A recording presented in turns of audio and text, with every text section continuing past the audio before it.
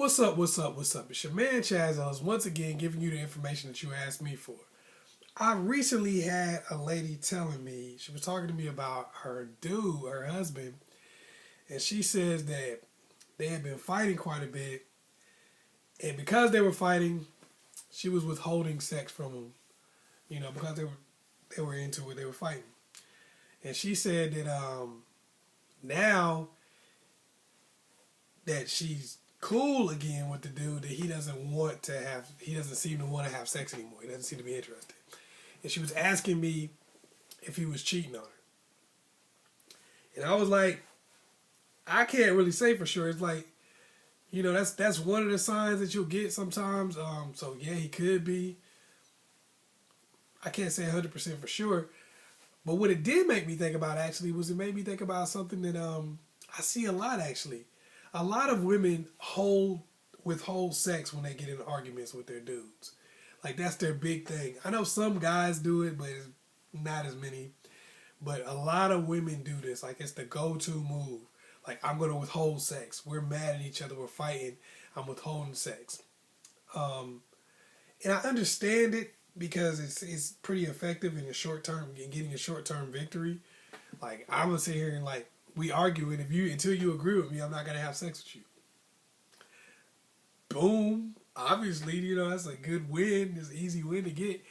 But the problem that you get from that is whenever you withhold sex from a dude that you're in a relationship with, remember this only applies to somebody you're actually in a relationship with, married to, or whatever.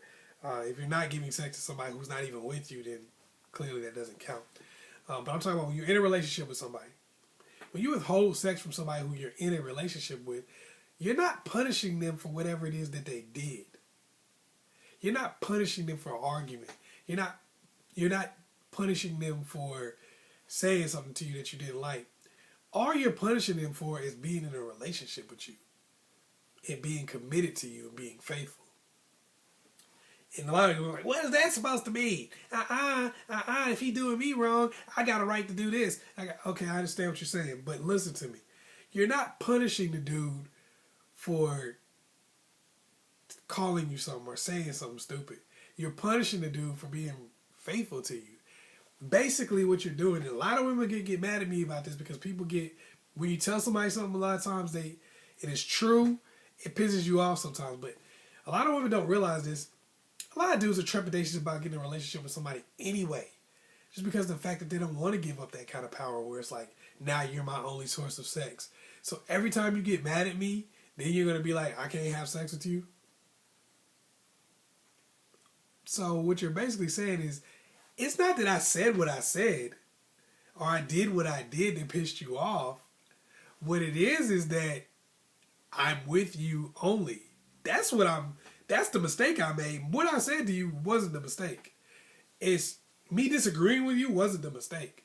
It's the fact that I was with you in the first place that was the mistake. Because if we weren't together and you were like, you were sleeping downstairs and we ain't having sex, I would have been like, I'm going to go over someone else's house, so it doesn't really matter. You're not having sex, I guess. But I am. So that's kind of what you run into.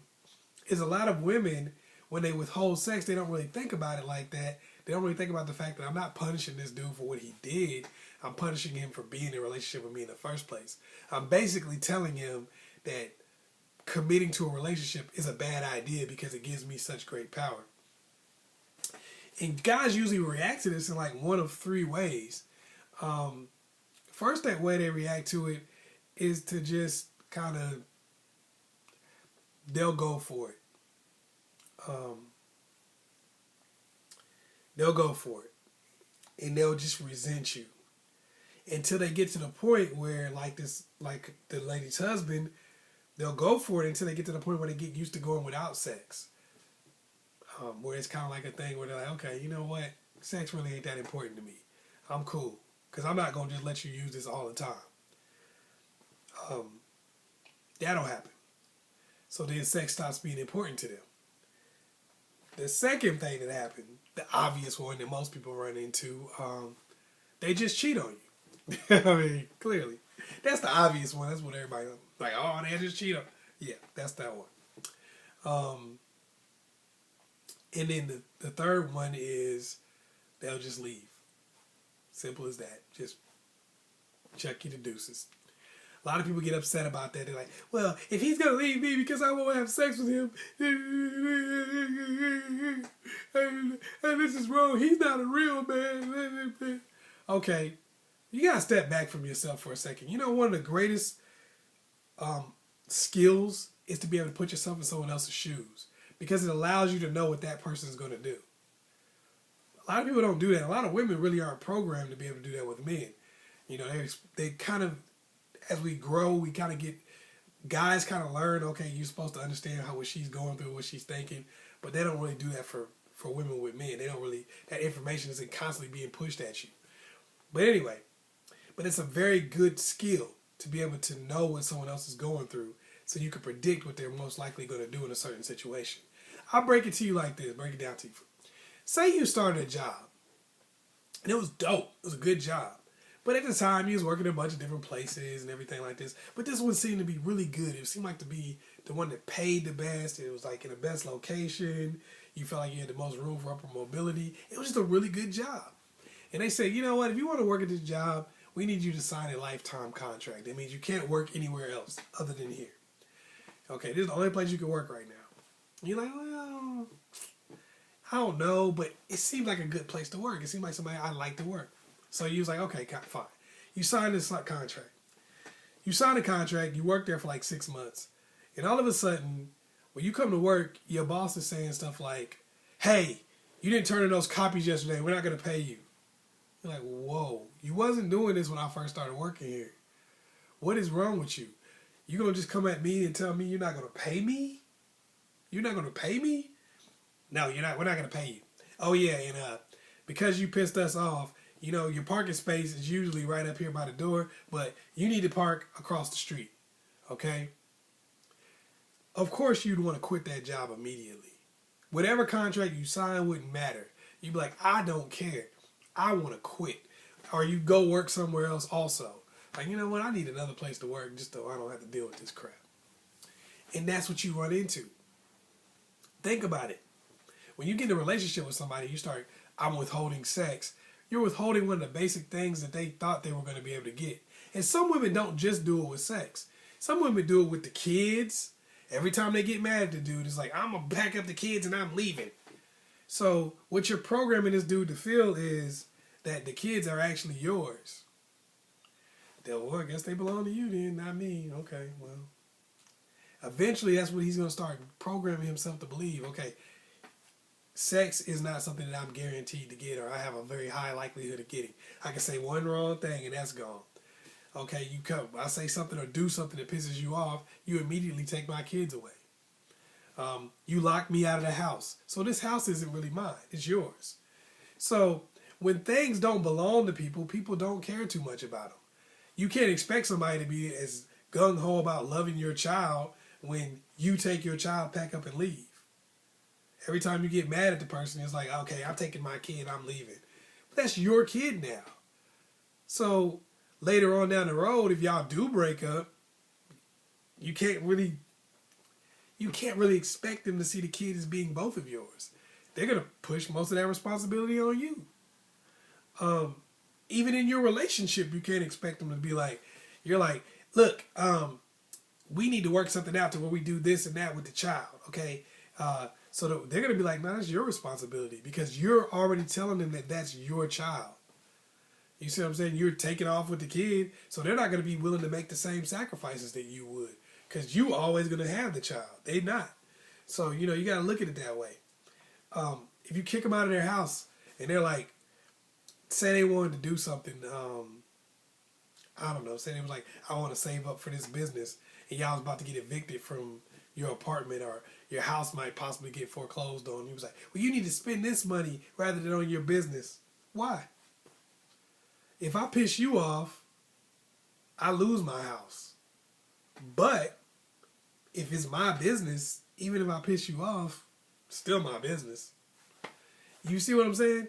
When you do things like that, you actually take a person and disconnect them from the relationship. because they start seeing you as being somebody who takes things that they care about whenever you get mad. So the solution is to not care. That takes away your power. You have to understand, when you play with certain stuff, you make a person not care. They'll do everything in their power to not care about you anymore. A lot of times women say, I left him because he was cheating on me. Actually, he left you. Men will often cheat on you as a form of leaving you. They don't want to leave. They don't want to be like, oh, I left my family, or oh, I left my girl, because they don't want that burden on them. So what they'll do a lot of times is just keep cheating on you until you have no choice but to leave. They're unhappy, and they do that for that purpose. And a lot of times that happens because the takeaways. I'm not saying every dude that cheats is cheating because of the takeaways. I'm just saying if it applies to your particular situation, think about it. If you're doing a lot of the takeaways and then all of a sudden your dude starts cheating on you, maybe the two things went together. When you do those kind of takeaways and you try to punish a grown man, a lot of women revel in that. You go downstairs and sleep on the couch. Now, let's see how you feel getting that Vaseline out and handling your own business. Now, hope you got some Jergens down there.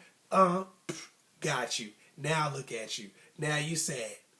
And they do that, right?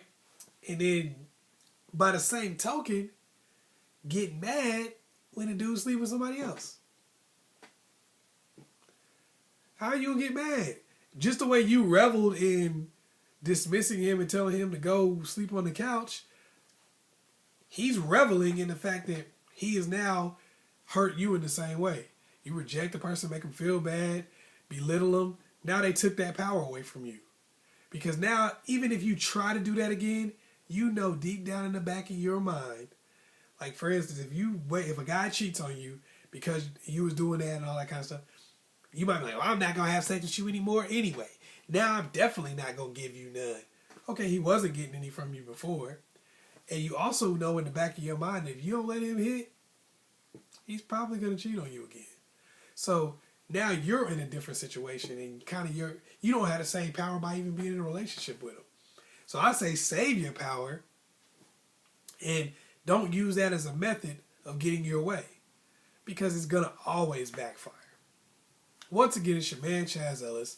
I want y'all to hit me up on Ask Chaz Ellis on Facebook. Also, go to the website, thechazzellisproject.com. On Tuesdays, everybody, if you hit me up on Facebook and stuff, and if you got any kind of music or spoken word or anything you feel is a talent, I'm gonna have Talented Tuesdays. I'm gonna post whatever it is you guys send out, like the best of whatever you guys send out.